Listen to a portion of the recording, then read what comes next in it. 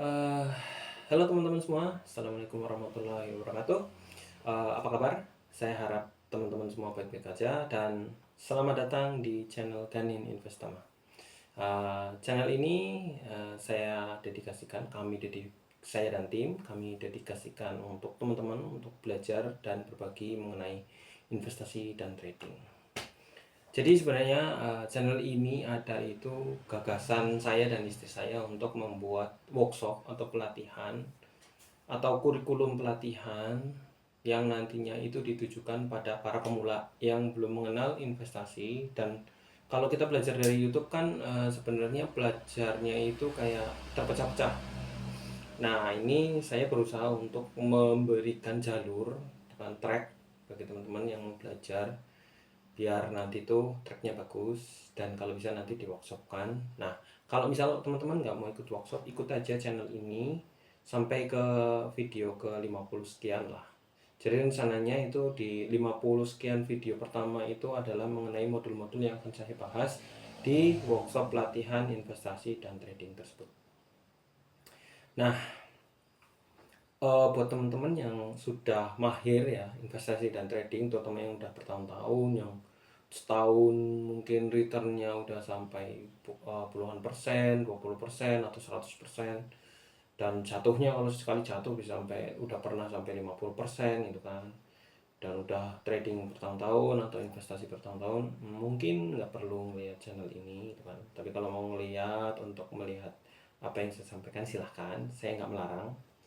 Nah, berikut akan saya bahas tentang modul-modul apa saja yang akan saya bahas di pelatihan tersebut. Jadi modul pertama itu adalah pengenalan ke investasi. Jadi sebenarnya apa itu investasi dan mengapa harus berinvestasi dan bagaimana caranya akan saya bahas di modul 1 tersebut. Modul 2 itu adalah mengenai hidup berkelimpahan. Nah, hidup berkelimpahan ini jadi sisinya itu ada dua. Satu sisi itu adalah hidup berkelimpahan, sisi lain adalah merdeka finansial. Jadi banyak sekali orang yang mereka itu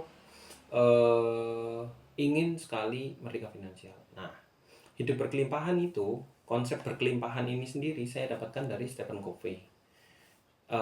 Jadi Stephen Covey itu pernah menyatakan bahwa sebenarnya dunia ini berlimpah, jadi kita nggak perlu rebutan. Nah, berikutnya hidup berkelimpahan ini saya dapatkan dari Mas Arga di Creative Trading System. Silahkan ikuti beliau kalau ada yang mau belajar mengenai kenyataan bandarmologi di dunia bursa saham di Indonesia.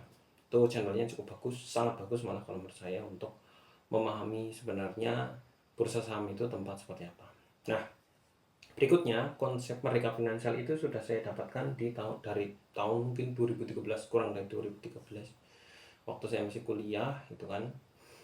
Konsep financial freedom itu sangat digadang-gadangkan dan diimpikan oleh banyak orang, di mana sebenarnya banyak yang salah tangkap ya. Jadi financial freedom itu, merdeka finansial itu bukan untuk leha-leha. Jadi saat nanti pengen apa-apa dapat, jadi udah nggak perlu ngapa-ngapain lagi, enggak, salah itu. Jadi merdeka finansial itu adalah keadaan dimana ketika kita ingin melakukan apapun, mau beli apapun, melakukan apapun, kita nggak lagi pusing mengenai dari mana datangnya uangnya atau dananya. Nah, misal nih kalau yang hobi main drone atau hobi buat video nekat-nekat gitu kan, mau nekat-nekat, mau nekatnya kemana, Burj Khalifa, ke Burj Khalifanya itu udah nggak lagi pusing uangnya dari mana. Nah, jatuh dari Burj Khalifa, parasutnya, safety-nya, semuanya, safety gear-nya itu udah nggak pusing-pusing lagi. Nah, itulah merdeka finansial. Gitu juga kalau misal kayak saya, misal nanti pengennya buat apa, galangan, buat kapal. Nah, itu udah nggak pusing-pusing lagi uangnya dari mana, tinggal buat aja. Nah, itulah merdeka finansial. Jadi merdeka finansial tujuannya bukan buat leye-leye nggak ngapa-ngapain, tapi buat ngapa-ngapain, tapi uangnya ada. Jadi untuk menyalurkan passion apapun yang kita inginkan itu perlu merdeka finansial. Jadi ada dua sisi. Sisi pertama berkelimpahan, yang kedua merdeka finansial. Jadi apa itu berkelimpahan nanti akan dibahas, yang pengertiannya tentang pendapatan lebih besar dari pengeluaran, terus bagaimana cara mengurangi pengeluaran dan menambah pendapatan, terus apakah mungkin berkelimpahan tanpa investasi? Jelas mungkin, karena berkelimpahan adalah dasar dari investasi. Terus apakah mungkin merdeka finansial tanpa investasi? Gak mungkin. Karena kalau misal orang yang pengen merdeka finansial tapi masih kerja, ya namanya belum merdeka finansial. Kerja artinya tuh kerja untuk dapat duit ya, employee, menjadi employee untuk dapat duit. Nah itu sudah salah, karena itu belum merdeka, masih dipimpin orang lain. Merdeka itu kan freedom, kita mau melakukan apapun kita bebas. Nah jadi merdeka finansial ya harus investasi, karena investasi kita nggak diatur siapapun, resiko kita tanggung sendiri, keuntungan kita tanggung sendiri. Disitulah yang harus dikejar. Nah berikutnya modul 3 mengenai tingkatan investasi. Nah, sedikit banyak ini saya juga dapat ada beberapa tingkatannya dari Mas Arga, tapi yang lain itu saya susun sendiri. Jadi pertama itu berlimpah terlebih dahulu, yang tadi itu ya, di mana pendapatan itu lebih besar daripada pengeluaran. Caranya bagaimana? Ya, karena menahan diri itu menahan diri dari nggak berlebihan itu, hidup berkelimpahan itu kan hidup nggak berlebihan itu adalah dasar dari pentingnya investasi. Bagaimana kita mampu menunda untuk tidak membeli. Oh, itu dasar dari investasi itu sendiri. Jadi berkelimpahan adalah dasar dari investasi. Berikutnya adalah mengenai dua sumber pendapatan. Nah, dua sumber pendapatan itu penting. Nah, kalau satu sumber pendapatan itu udah kurang, apalagi dalam keadaan seperti saya ini, sedang menganggur atau habis kontrak, kan. Jadi makanya saya berusaha sebaik mungkin untuk bisa mendapatkan pendapatan lain gitu. Berikutnya mengenai tahapan investasi, itu akan ada investasi yang pertama. Tahapan investasi setelah pendapatan kita lebih besar daripada pengeluaran itu adalah investasi ke diri sendiri, yaitu investasi leher ke atas. Jadi investasi yang gak akan bisa diambil siapapun menurut Warren Buffett itu kan adalah investasi yang ada di kepala kita, karena yang ngambil itu cuma Tuhan dan penyakit gitu. Berikutnya adalah setelah investasi itu melangkah masuk ke investasi untuk meningkatkan bisnis sendiri. Jadi misal untuk meningkatkan saya nih, misal biar bisa dapat subscriber, terus sampai ke threshold bisa dapat monetisasi. Nah itu investasi, termasuk investasi. Misal beli tripod atau apa itu kan, beli kamera yang bagus, setting komputer yang cocok, setting laptop yang cocok. Nah itu investasi yang berikutnya setelah investasi di kepala. Jadi bagaimana membuat konten yang bagus itu investasi di kepala, karena kepala kita yang belajar. Tapi setup tool, nah itu investasi untuk usaha. Nah berikutnya adalah investasi pada rekanan atau teman atau saudara. Jadi berikutnya adalah investasi ke bisnis orang lain, termasuk bursa saham, termasuk obligasi gitu. Nah berikutnya adalah investasi pada komoditas atau barang. Jadi emas dan tanah itu properti, emas dan properti itu dua investasi yang paling kuno dan kalau menurut saya yang paling safety sampai sekarang. Tapi bukan berarti paling mudah ya. Kalau emas itu paling bagus, nantilah saya jelaskan. Nah berikutnya mengenai investasi cryptocurrency. Modul keempat itu mengenai perencanaan keuangan. Nah apa itu perencanaan keuangan? Nah itu akan dijelaskan di modul ini. Terus pendirian keuangan, tujuan, menetapkan tujuan finansial, menyusun anggaran, pengelolaan pengeluaran dan pendapatan, bagaimana mengelola utang dan tabungan. Nah ini penting banget nih. Bagaimana kita untuk kalau bisa nggak utang dan kalau bisa nabung banyak gitu kan. Karena investasi itu dasarnya sebenarnya adalah kita membiayai masa depan. Nah, pensiun itu dibiayai oleh kita sekarang. Nanti kita tua itu dibiayai oleh kita sekarang dengan cara investasi. Kalau kita tidak investasi sama sekali, ya masa depan kita miskin. Kan? Nah, hutang itu sebaliknya. Kita membiayai masa lalu. Jadi kalau kita punya hutang, itu sebenarnya kita membiayai masa lalu. Seorang yang di masa lalu nggak punya uang untuk kebutuhan mereka berhutang. Nah, nanti mereka di masa depan yang suruh bayar. Kalau hutangnya kebanyakan ya udah kecekek, masa depannya makin kecekek, makin banyak lubang. Ya, gali lubang tutup jurang. Gitu. Berikutnya adalah mengenai perencanaan dan pengelolaan investasi, terus pensiun, asuransi, kan. Mungkin aja pajak juga gitu kan. Nah, berikutnya modul kelima Itu jenis-jenis instrumen investasi. Jadi jenis instrumen investasi saya bedakan menurut ada sumbernya sama menurut datangnya keuntungan. Nah, menurut sumbernya itu kan instrumen investasi itu ada pasar modal, pasar uang, sektor real, pasar investasi alternatif, kayak option, derivatif lain lah gitu kan. Terus investasi ke pemerintah seperti kayak surat berharga negara itu kan, SPN, terus obligasi itu kan, FR dan sebagainya. Nah, berikutnya itu adalah instrumen investasi itu bisa dibedakan menurut datangnya keuntungan. Nah, datangnya keuntungan itu ada 3 jenis. Jadi pendapatan tetap. Nah, ini fixed rate itu contohnya itu mungkin FR, SPN, obligasi, terus reksadana pasar uang, deposito, itu semua instrumen-instrumen investasi dengan pendapatan tetap. Nah, berikutnya ada instrumen investasi yang mendapatkan keuntungan ketika menjual. Itu namanya dapat dari capital gain. Nah, semua investasi yang dapat capital gain itu nantinya kita harus belajar tentang greater full theory. Nah, ini greater full theory ini adalah dasar dari capital gain. Jadi semua orang yang ngarep harganya lebih tinggi itu sebenarnya masuk ke sini. Nah, berikutnya instrumen investasi itu ada instrumen investasi yang pendapatan tidak tetap. Nah, ini imbal hasil. Nah, saya bilang menurut saya sendiri inilah investasi yang sejati. Jadi sejatinya investasi itu ya imbal hasil bagi hasil. Begitu.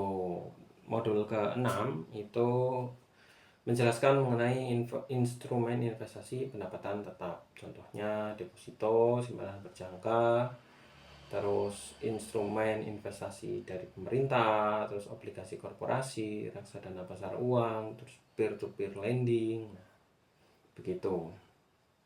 Di modul 7, saya akan mencoba menjelaskan mengenai investasi di komoditas dan logam mulia. Jadi investasi itu ada investasi emas, dan menurut saya ini worth it gitu kan.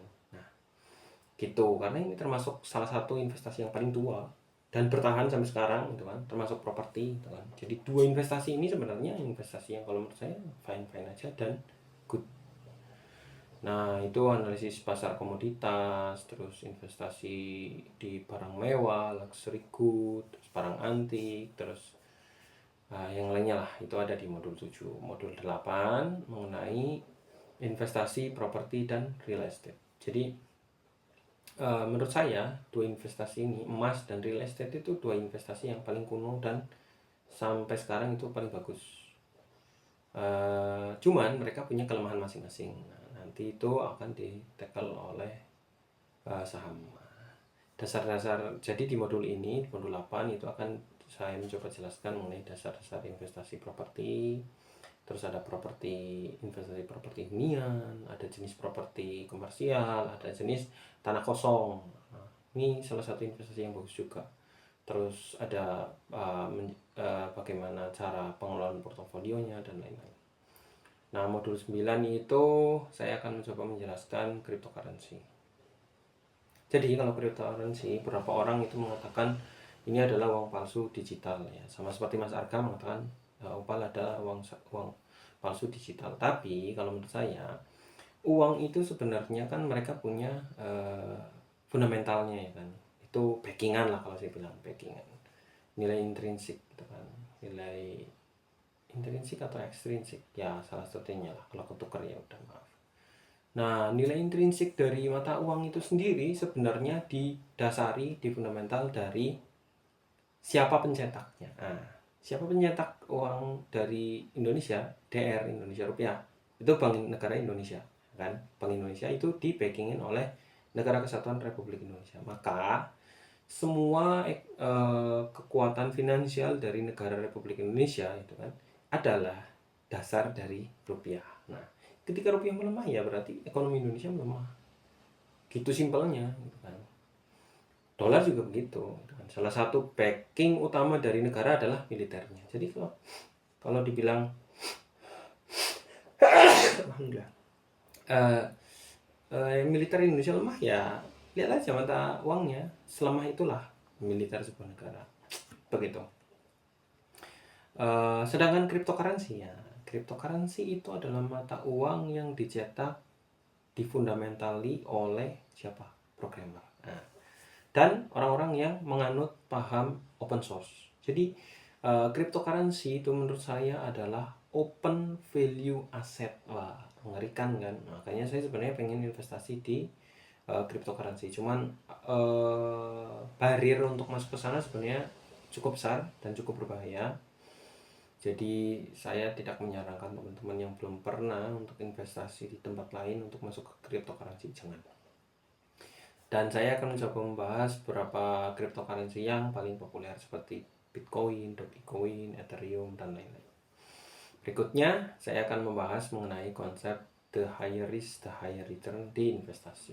Jadi ada beberapa instrumen-instrumen investasi yang dia itu gila, returnnya itu cukup tinggi, sangat tinggi malahan, tapi resikonya juga sangat tinggi. Jadi seperti venture capital.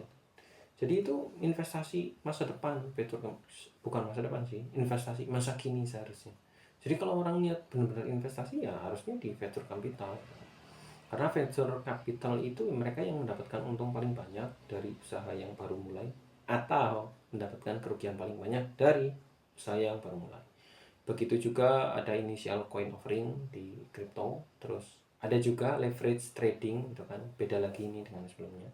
Jadi ini leverage trading konsepnya itu 1 banding sekian gitu, misal 1 banding 10, maka punya modal 1 bisa beli 10. Nah itu bahaya sih, kalau nilainya turun 1/10 nilai kita habis semua, hangus.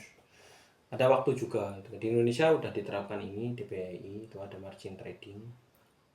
Saran saya jangan gunakan karena ini the higher risk, the higher return.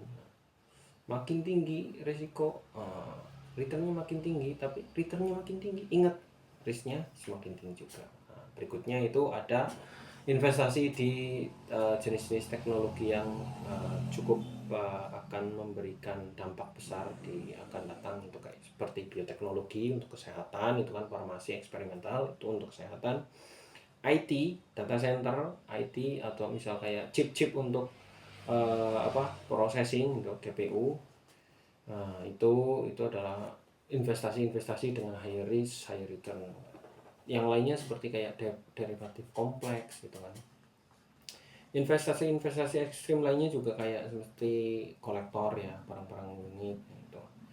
Terus banyaklah yang lain. Nah, berikutnya di modul 11 itu saya akan mencoba menjelaskan tentang investasi saham gitu kan. Kenapa ditaruh terakhir ya? Karena gongnya gitu kan. Bukan terakhir dari materi modulnya ya, tapi terakhir dari pengenalan para instrumen itu.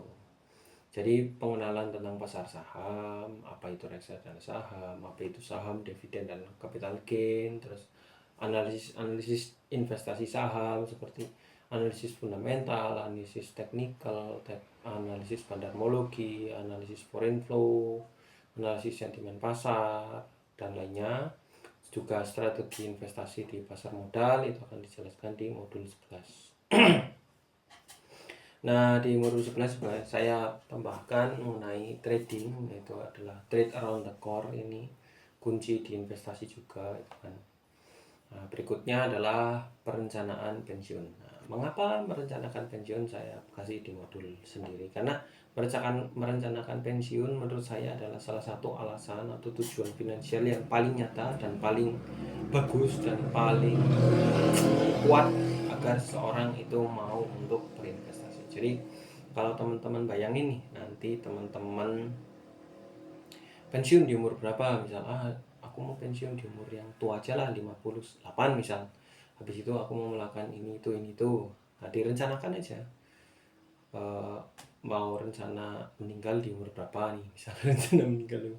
Tapi ditentukan aja, jadi kayak misal, menurutku umur meninggal tuh 73 itu udah oke banget sih di Indonesia itu, karena udah rata-rata itu kan harapan hidup. Oke, masukkan 73 misal. Nah, 73 itu nanti dari 58 ke 73 ada 14 tahun. Nah, 14 tahun itu mau makan berapa?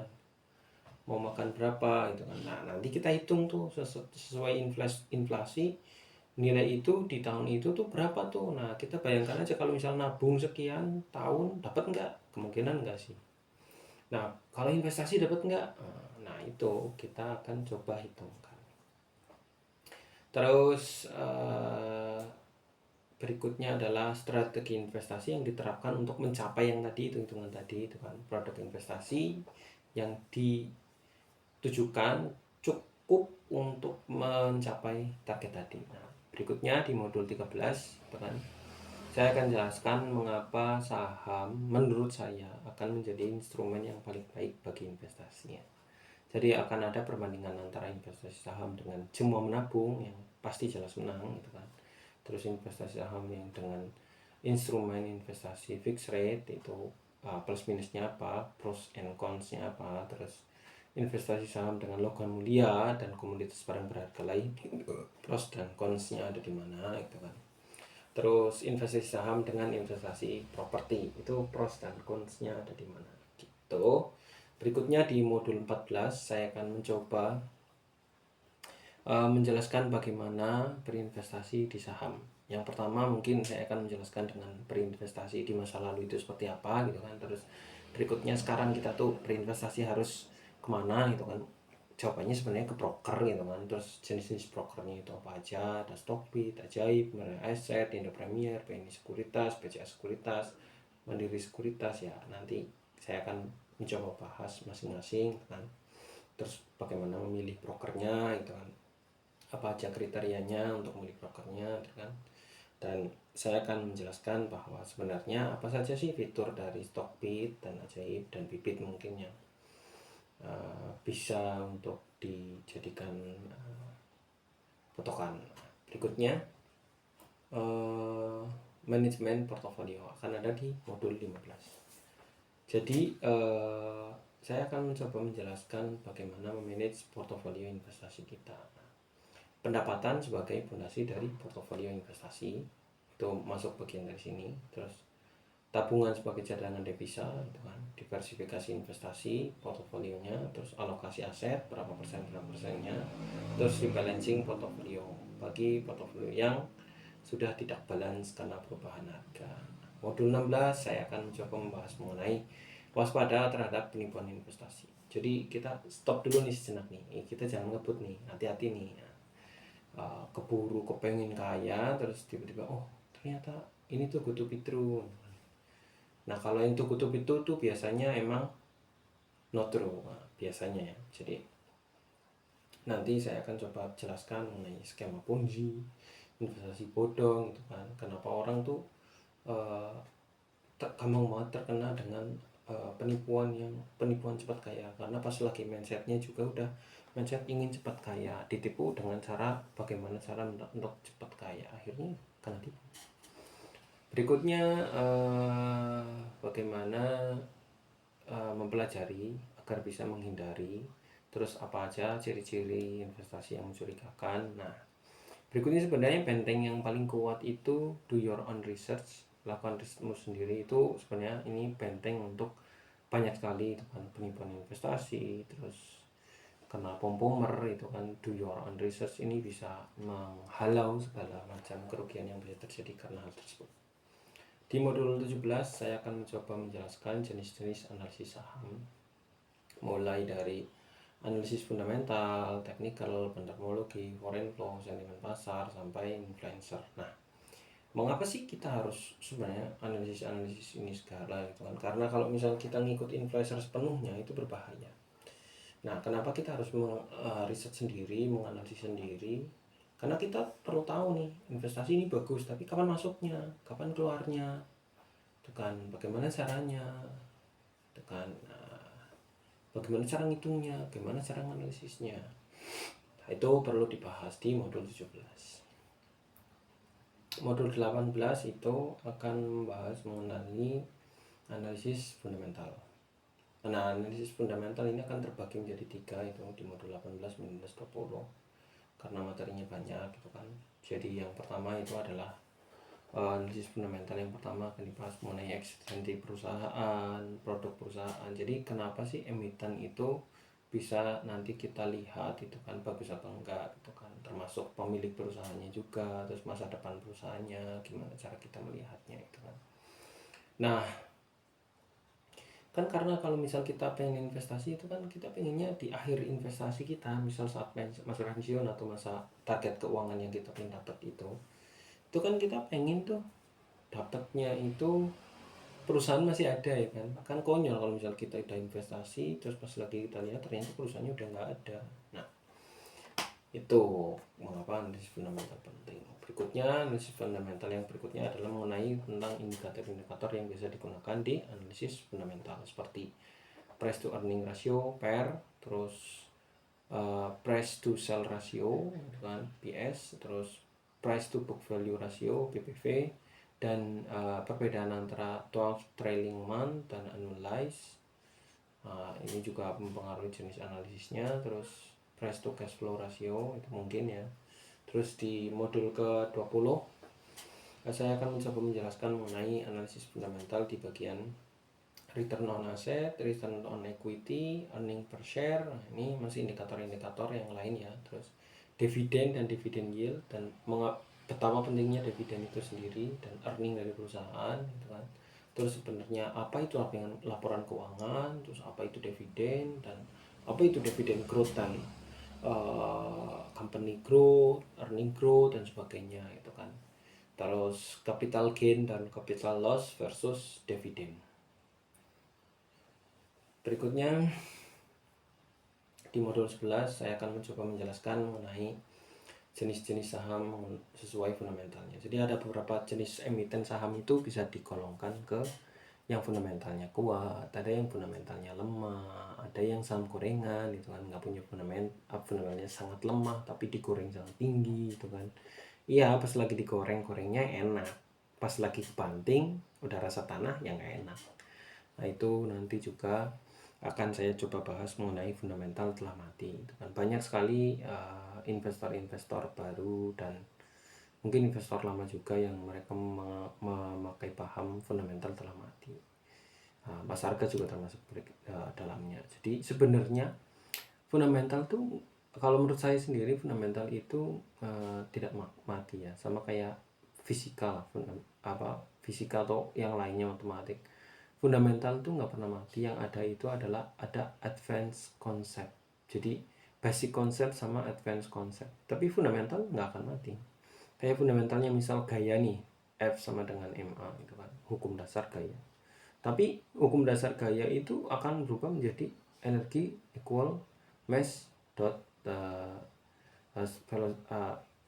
light velocity square. Nah tapi kan dari mana bisa kayak gini? Nah jadi rumus gaya sama dengan massa kali percepatan itu akan tetap valid jika ada jikanya, kerangka acuannya tidak bergerak, terus masanya tidak bergerak mendekati kecepatan cahaya gitu, dan ada syarat lain.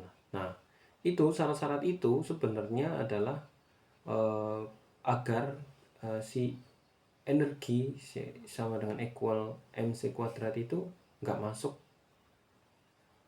ke situ, karena bisa dihiraukan perbedaan kecepatan dengan kecepatan cahayanya itu bisa dihiraukan karena terlalu gede perbedaannya. Nah begitu.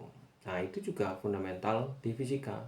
Jadi gaya Newton nggak akan mati, walaupun itu sebenarnya analisisnya salah. Kalau misalnya kita masukkan analisisnya ke benda kecepatan tinggi itu udah salah. Analisis itu pasti salah karena benda kecepatan dekat cahaya itu kalau dia mau melakukan akselerasi dikit aja, gaya yang diperlukan gede banget, lebih gede dan gak linear dengan massa.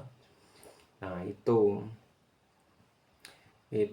kenapa fundamental tidak akan pernah mati, karena sebenarnya yang ada adalah advance concept. Nah advance concept ini nggak bisa diterapkan di saham-saham yang sudah banyak dipegang retail, karena retail menurut saya masih pakai fundamental.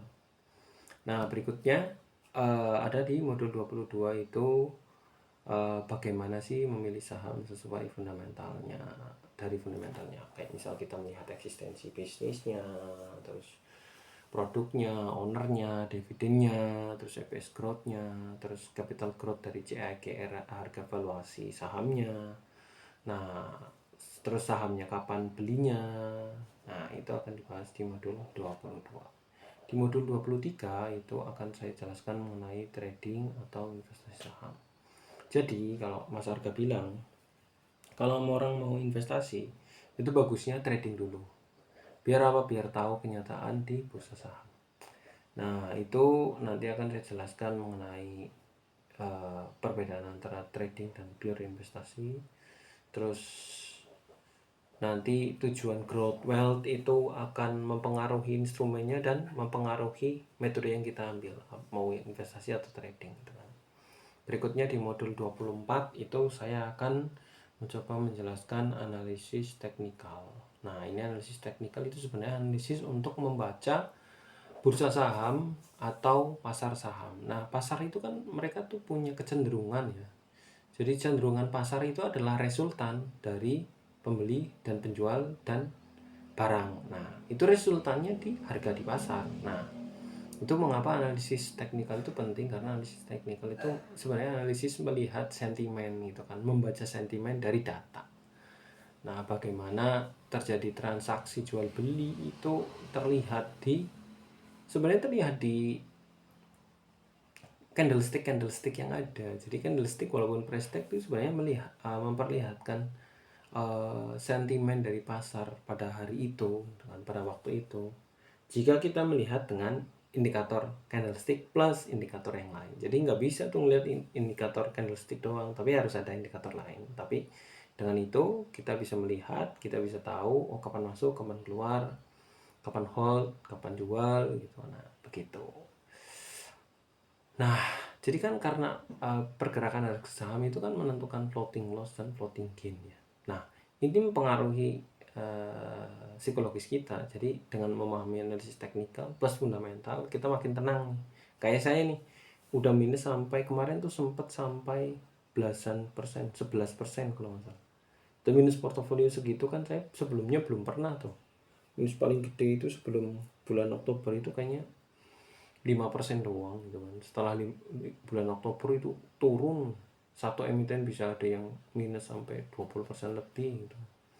Nah, itu kalau misal saya nggak tahu analisis teknikal, nggak tahu analisis fundamental, terus ngikut cuma bandarmologi, boncos itu.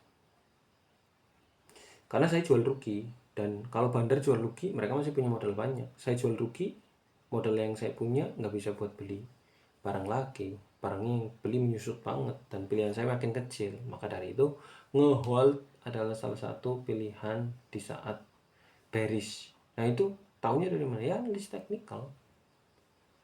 Begitu.